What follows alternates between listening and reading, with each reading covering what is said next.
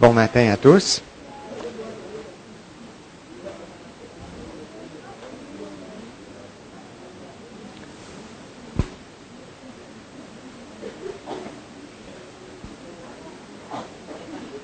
Alors, le titre du message ce matin, c'est Remercions Dieu pour les épreuves de notre foi et pour sa fidélité à notre égard. Donc, un message qui nous parle de la grâce de Dieu à travers toute notre vie et du plan que Dieu a pour notre vie, notre communion personnelle avec lui.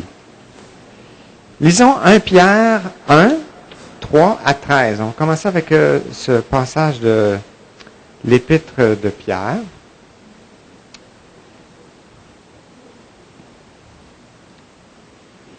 Combien est-il possible alors d'être dans l'épreuve et d'être à la fois reconnaissant? Reconnaissant de ce que Dieu ne nous abandonne pas, de ce que Dieu travaille dans nos vies, et il a ses moyens de nous faire grandir, de nous amener là où il veut nous conduire. Donc, on pourrait lire à partir du verset 3, où Pierre bénissons Dieu. Première épître de Pierre, chapitre 1. Nous lisons à partir du verset 3. Béni soit le Dieu et Père de notre Seigneur Jésus-Christ, qui, selon sa grande miséricorde, nous a régénérés par la résurrection de Jésus-Christ d'entre les morts pour une espérance vivante, pour un héritage qui ne peut ni se corrompre, ni se souiller, ni se flétrir, et qui vous est réservé dans les cieux. Quelle grande espérance nous avons dans les cieux, suite à la résurrection, d'avoir cet héritage qui nous est réservé. Vous qui êtes gardés en la puissance de Dieu, par la foi, pour le salut prêt à être révélé dans les derniers temps. Vous en tressaillez d'allégresse, quoique vous soyez maintenant, pour un peu de temps, puisqu'il le faut. Un passage bien important. Puisqu'il le faut, affligé par diverses épreuves, afin que votre foi, éprouvée, bien plus précieuse que l'or périssable, cependant éprouvée par le feu, se trouve être un sujet de louange, de gloire et d'honneur lors de la révélation de Jésus-Christ. Quelle espérance nous avons que la résurrection, que d'être en présence de notre Seigneur Jésus-Christ. Vous l'aimez sans l'avoir vu, sans le voir encore, vous croyez en lui et vous tressaillez d'une allégresse indicible et glorieuse, en remportant pour prix de votre foi le salut de vos âmes. Les prophètes qui ont prophétisé au sujet de la grâce, nous parlions de la grâce, qui vous était destinée, ont fait de ce salut l'objet de leur recherche et de leur investigation.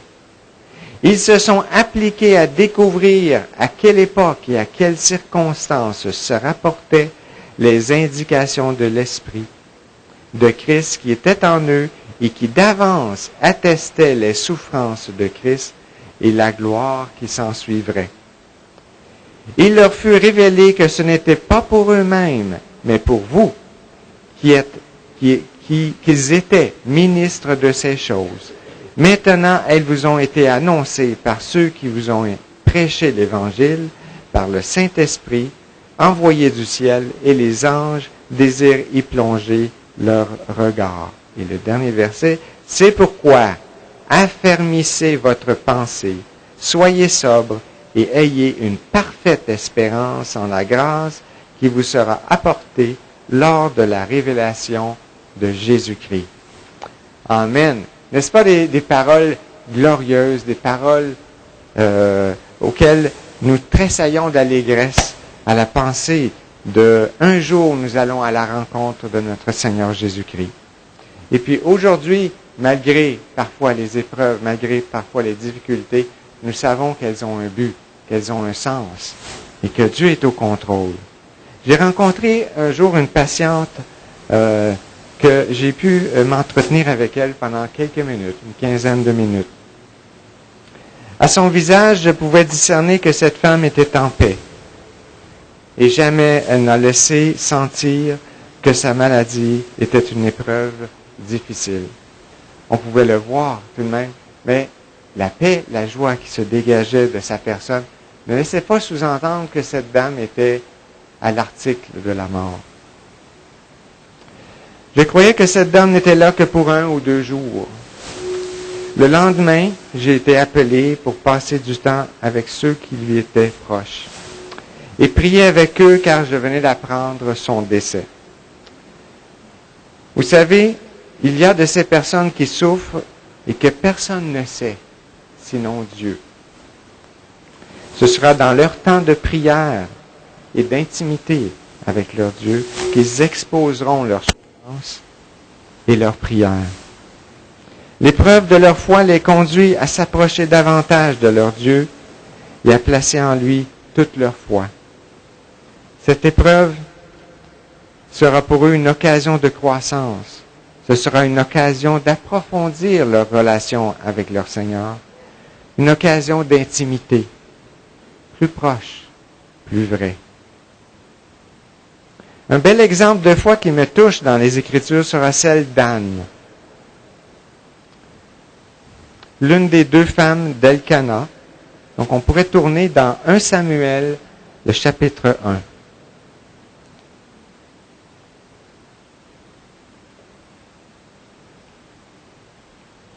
On lire à partir du verset 1 à 19 dans un premier temps.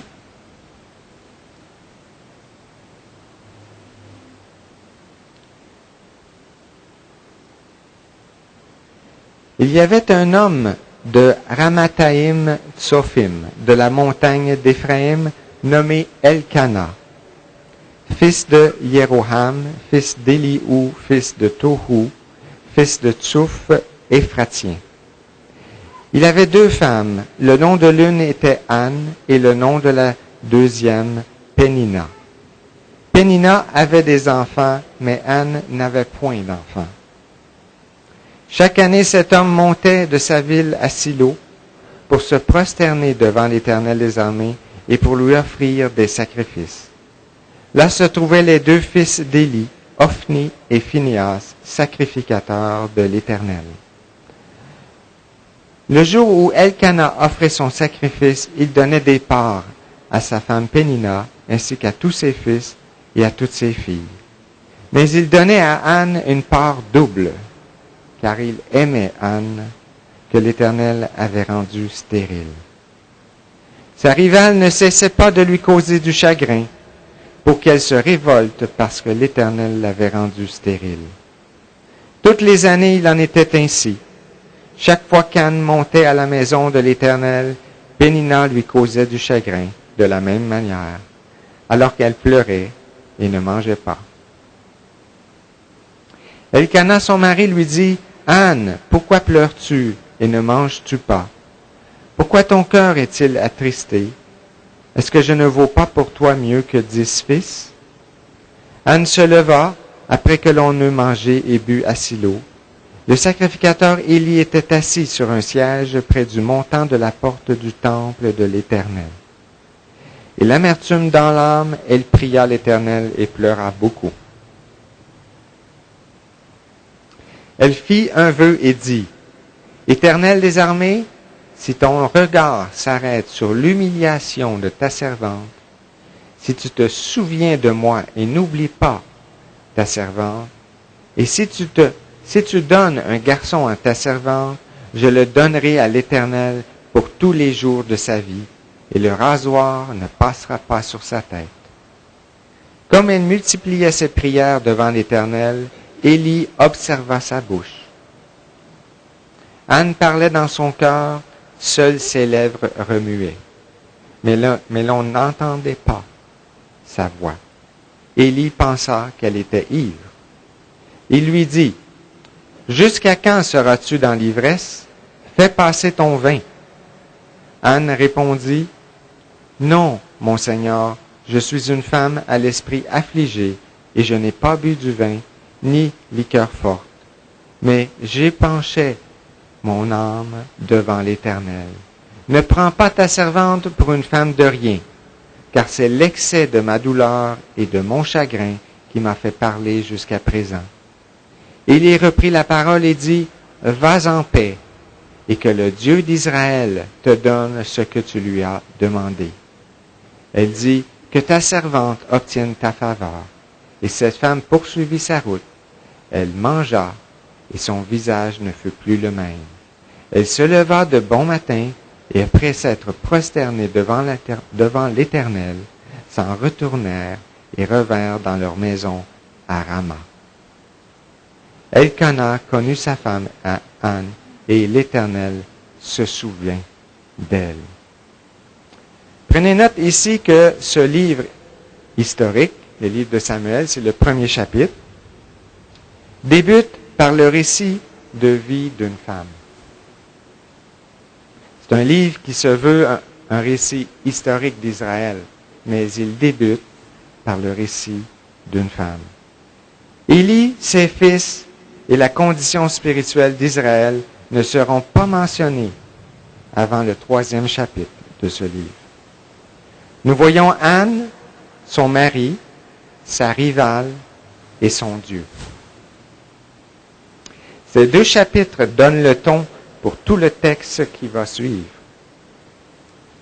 L'histoire d'Israël passe par l'expérience d'une femme que l'Éternel avait rendue stérile.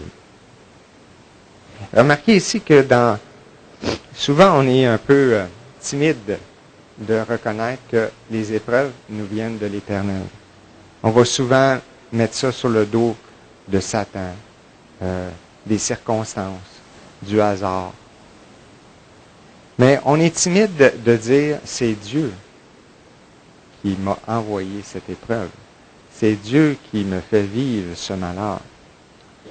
Mais dans les Écritures, on ne voit pas cette timidité. Job expose son cœur devant ses amis et n'a pas honte de dire. Et ici aussi, on voit que l'Éternel a rendu stérile Anne.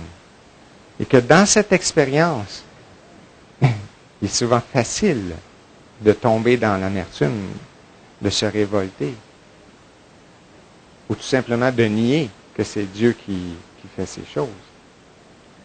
Mais l'Écriture n'agit pas de la sorte. L'Écriture vraiment est vraie et authentique.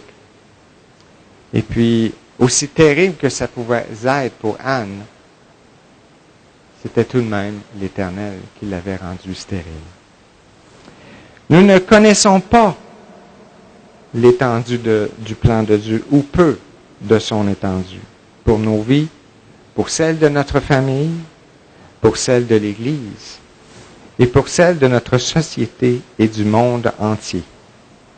La vie de cette femme a influencé un peuple, influencé l'Église et influencé le plan de Dieu jusqu'à aujourd'hui.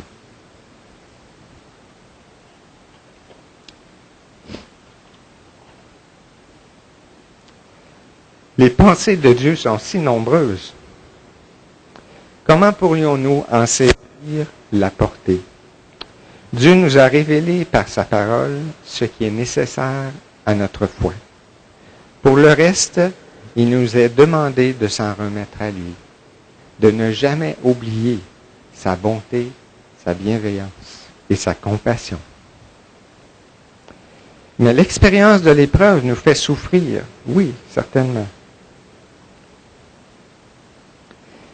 Et cette souffrance est premièrement spirituelle et relationnelle. Vous savez, l'athlète s'impose toutes sortes de souffrances pour parvenir à se surpasser et à surpasser les autres athlètes auxquels il est en compétition. Celui qui s'applique avec une discipline quotidienne à la tâche pourra espérer remporter la médaille. Et celui qui refuse de souffrir et qui préfère la bonne vie ne pourra pas espérer remporter le prix dans une compétition. La souffrance en soi fait partie de notre existence. La souffrance en soi, Ce sera notre lecture de celle-ci qui peut varier d'une personne à l'autre ou d'une situation à l'autre. Se priver du plaisir d'un repas copieux pour se garder en forme en vue d'une compétition ne représente pas la même souffrance que d'être privé de ce même plaisir parce qu'on a perdu un emploi et que nos ressources financières ne nous le permettent plus. Il y a la souffrance en vue de vaincre et il y a la souffrance parce que nous restons vaincus. Dieu ne nous veut pas de mal. Il est bienveillant et il attache un grand prix à notre relation avec lui, à notre foi en lui. L'épreuve n'a pas pour but de nous détruire, mais de nous édifier, de nous construire, de nous faire grandir. Anne s'est tournée vers son Dieu et ne s'est pas révoltée, comme sa rivale aurait voulu qu'elle le fasse. Dans 1,6, si vous lisez au verset 6, sa rivale ne cessait pas de lui causer du chagrin pour qu'elle se révolte parce que l'Éternel l'avait rendue stérile. Sa rivale ne connaissait pas Dieu. Elle savait que Anne connaissait son Dieu. Elle aurait voulu amener Anne à se révolter. Anne a plutôt prié, au verset 11. Elle fit un vœu à l'Éternel et dit, et on voit sa longue prière. Et elle a fait un vœu. Si elle a un fils, il sera consacré toute sa vie à l'Éternel. Anne, par cette épreuve, a compris que son fils ne lui appartenait pas en propre, mais qu'il appartenait à l'Éternel. Car il appartient à l'Éternel de rendre stérile ou d'accorder des enfants. Que tout cela vient de lui et toujours pour sa gloire et le bonheur de ses enfants. Dieu n'est pas sourd à la prière de ses enfants. Il connaît notre cœur et il connaît les plus intimes pensées. 19,5. La moitié du verset 19 dans le chapitre 1. Elkana connut sa femme Anne, et l'Éternel se souvient d'elle. Dans le cours de l'année, Anne devint enceinte. Elle accoucha d'un fils qu'elle appela du nom de Samuel. Car, dit-elle, je l'ai demandé à l'Éternel.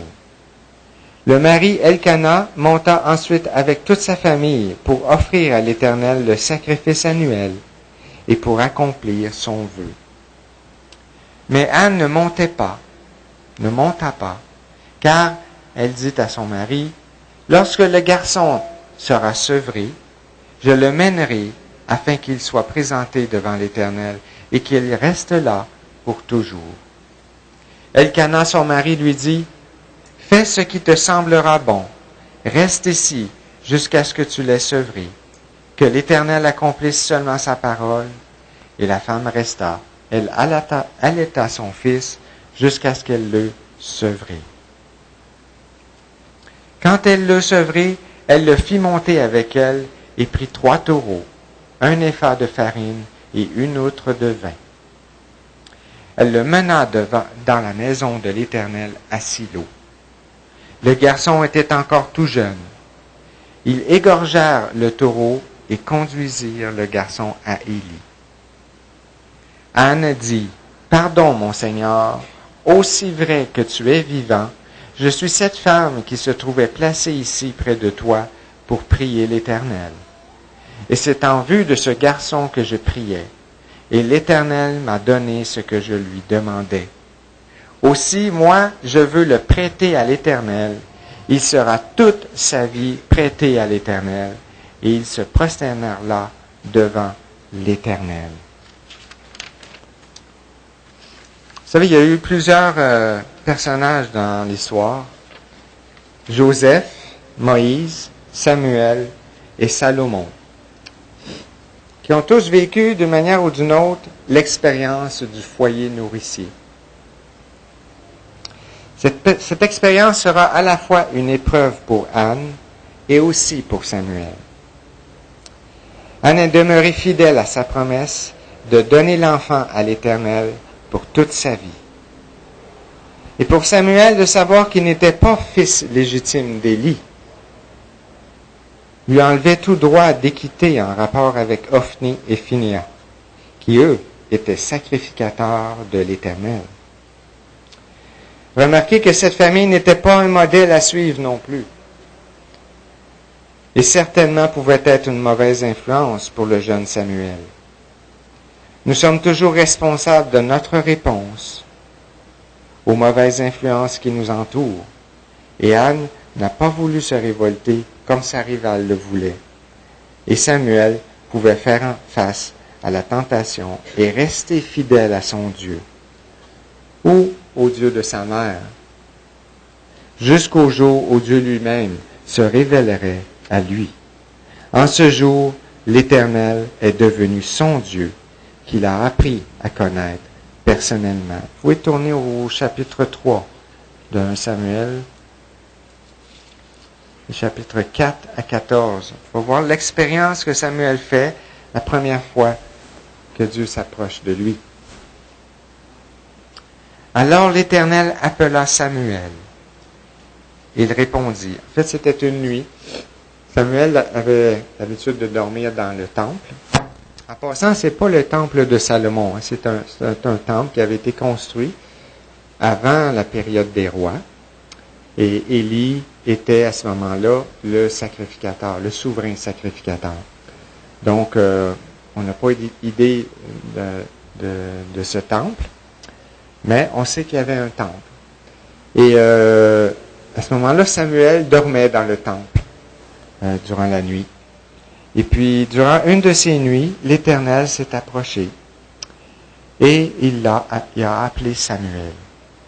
Et Samuel, croyant que c'était Élie qui l'appelait, a répondu, « Me voici. » Il courut vers Élie et dit, « Me voici, car tu m'as appelé. » Élie répondit, « Je n'ai pas appelé. Retourne te coucher. » Et il alla se coucher. L'Éternel appela de nouveau Samuel. Et Samuel se leva, alla vers Élie et dit, « Me voici, car tu m'as appelé. » Élie répondit à nouveau, « Je n'ai pas appelé, mon fils, retourne te coucher. » Samuel ne connaissait pas encore l'Éternel, et la parole de l'Éternel ne lui avait pas encore été révélée.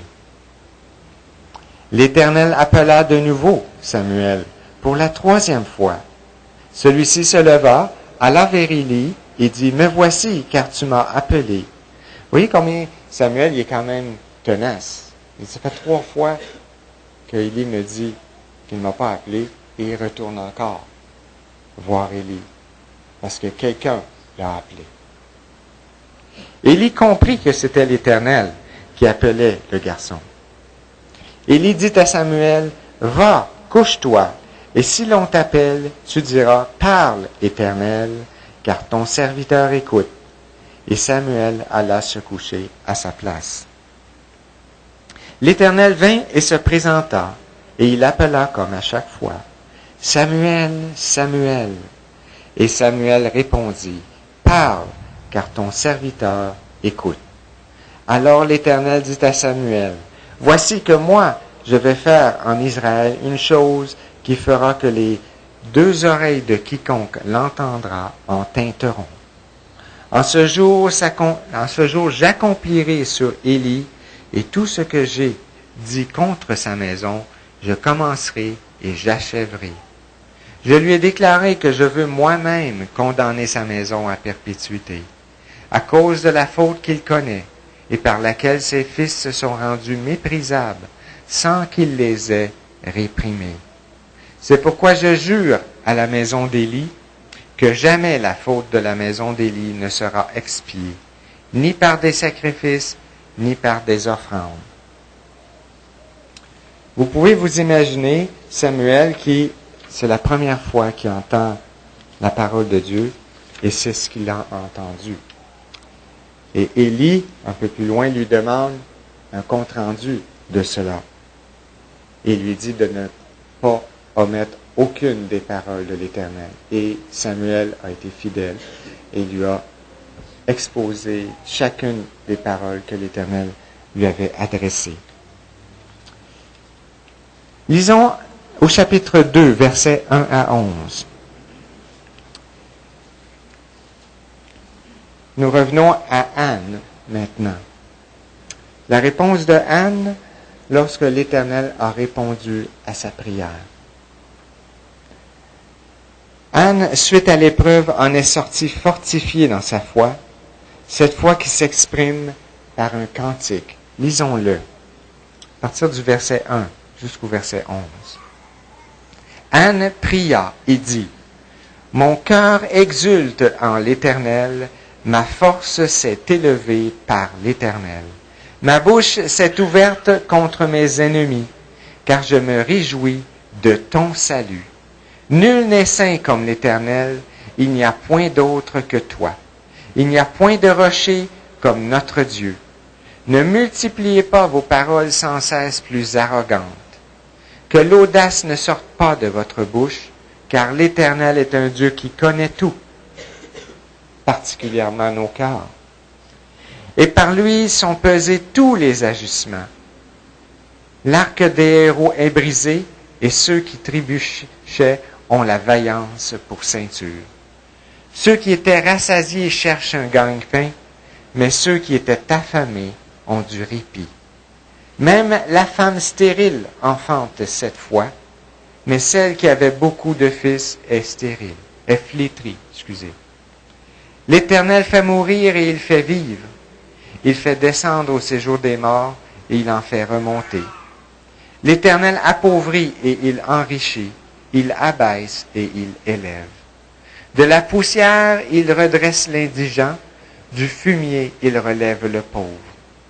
Pour les faire siéger avec les notables, et il leur donne en héritage un trône de gloire. Car à l'Éternel sont les colonnes de la terre, et c'est sur elles qu'il a posé le monde. Il gardera les pas de ses fidèles, mais les méchants se perdront dans les ténèbres. Car l'homme ne triomphe point par la force. Ceux qui contestent avec l'Éternel seront terrifiés. Contre eux dans les cieux, il tonnera. L'Éternel jugera les extrémités de la terre. Il donnera la puissance à son roi. Il relèvera la force de son Messie. Elkana s'en alla dans sa maison à Rama, et le garçon fut au service de l'Éternel, auprès du sacrificateur Élie. Anne loue et exulte son Dieu, parce que Dieu a répondu à sa prière. Oui, certainement, elle prête son fils à l'Éternel pour sa vie, mais sa relation avec Dieu a été enrichie. Elle a vu, expérimenter la bonté de Dieu. Il élève et il abaisse selon sa volonté. L'Éternel est tout-puissant et relèvera la force de son Messie. Le reste du livre nous parle de la mauvaise conduite des fils d'Élie et de l'irresponsabilité de leur père dans l'éducation de ses 2 fils. C'est la première fois dans la Bible qu'il est fait mention d'une faute qui ne peut être expiée, comme nous l'avons lu. Samuel, par cette première expérience de Dieu, a appris à le craindre et à ne jamais laisser tomber une seule parole de l'Éternel, mais à ouvrir la bouche fidèlement et d'annoncer toutes les paroles de l'Éternel. C'est ainsi que Samuel devint prophète de l'Éternel pour tout Israël. Fidèlement, Anne venait à chaque année et fabriquait un petit vêtement pour Samuel. Un jour, Élie bénit Elkana et sa femme. Le chapitre 2, versets 20 et 21. On peut lire. C'était une fois où Anne venait et offrait un vêtement à Samuel. Élie bénit Elkana et sa femme en disant que l'Éternel te donne une descendance par cette femme pour remplacer l'enfant qu'elle a demandé à l'Éternel. Ils s'en retournèrent chez eux. Et l'Éternel intervint en faveur d'Anne. Elle devint enceinte et accoucha de 3 fils et de 2 filles. Et le jeune Samuel grandissait auprès de l'Éternel. Dieu se souvint d'Anne et il lui en a donné plus. 3 fils, 2 filles. Tout comme Anne s'est attachée à son Dieu, et tout comme Samuel s'est attaché à sa parole pour ne rien laisser de tout ce que Dieu lui a dit, attachons-nous à ses promesses. N'oublions jamais comment Dieu est bon et bienveillant. Lorsque la détresse est à la porte, n'oublions pas que notre Dieu est tout prêt pour nous secourir. Il désire être notre Dieu. Il attache un grand prix à notre relation avec lui. L'épreuve ne dure qu'un temps, peut-être toute notre vie, mais ce n'est qu'un temps. Et ensuite vient la bénédiction. Gardons nos yeux et notre espérance en Jésus-Christ, car il nous accompagne sans relâche et à chaque jour. Comme Paul, parfois on peut prier. Et Dieu répond, la grâce te suffit. Parce que Dieu a un plan. Dieu veut faire de grandes choses à travers nous. Et Dieu accorde un grand prix à notre foi, à notre communion avec lui, à l'attachement que nous portons à notre relation avec lui. Et c'est ça qui est d'un grand prix. C'est pour cette communion que Jésus a donné sa vie, afin que nous soyons avec lui, maintenant et aussi pour l'éternité. Merci.